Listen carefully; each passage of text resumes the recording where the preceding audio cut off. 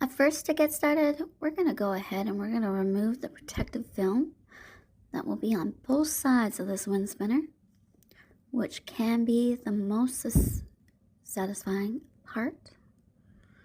Now this one side was a bit tricky to get off, as you can see, but it still was relatively easy.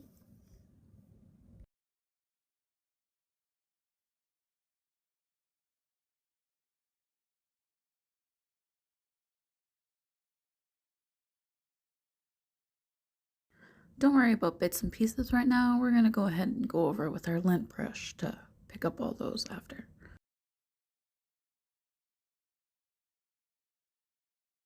Now here we go with the other side.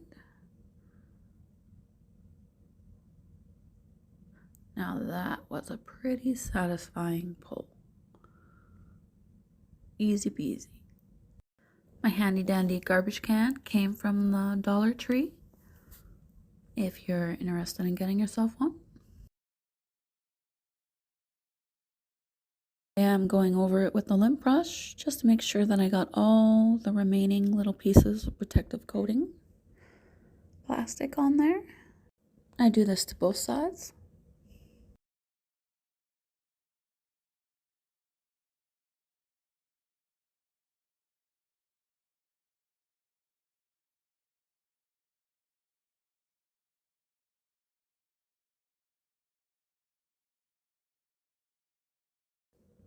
I also like to follow up by wiping it quickly down with some 100%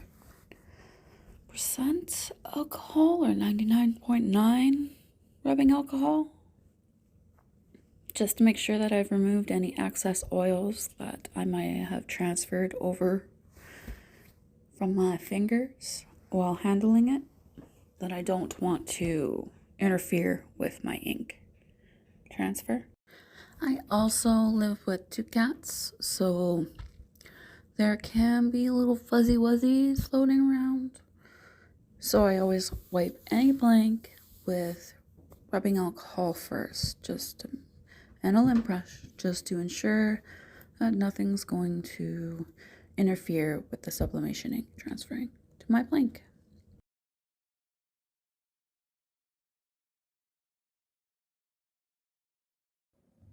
And this is the sign that we will be taping to both sides. First, I put down my butcher paper, and then the one design. You can find this design in my Etsy and designbundles.net shop.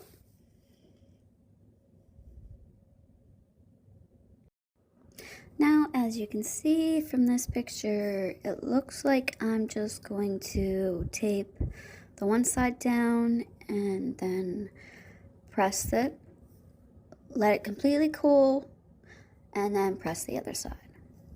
But I got tempted about halfway through doing this to attempt pressing both sides at once to see if I could cut time in half and to see exactly what the results would be.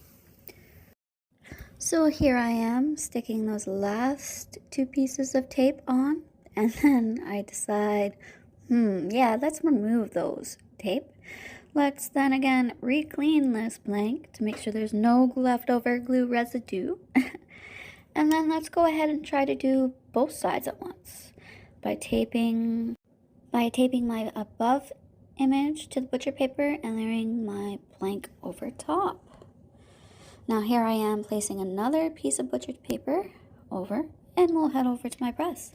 I have it set to 385 for 60 seconds, which is the supplier's recommendations listed in the listing, which is pressingimages.com. I love their quality. They are located in Calgary, which is relatively close to me. And I've been ordering blanks from them for, gosh, probably since I started sublimation. But let's see how this works out. We're just going to speed up these few last seconds and get to our results a little faster. And voila! As you can see, I got a little ghosting in the eyes. I should have used an adhesive spray, but As you can see, I got a little ghosting in the eyes and I should have used an adhesive spray. Other than that, amazing product, and I look forward to ordering more.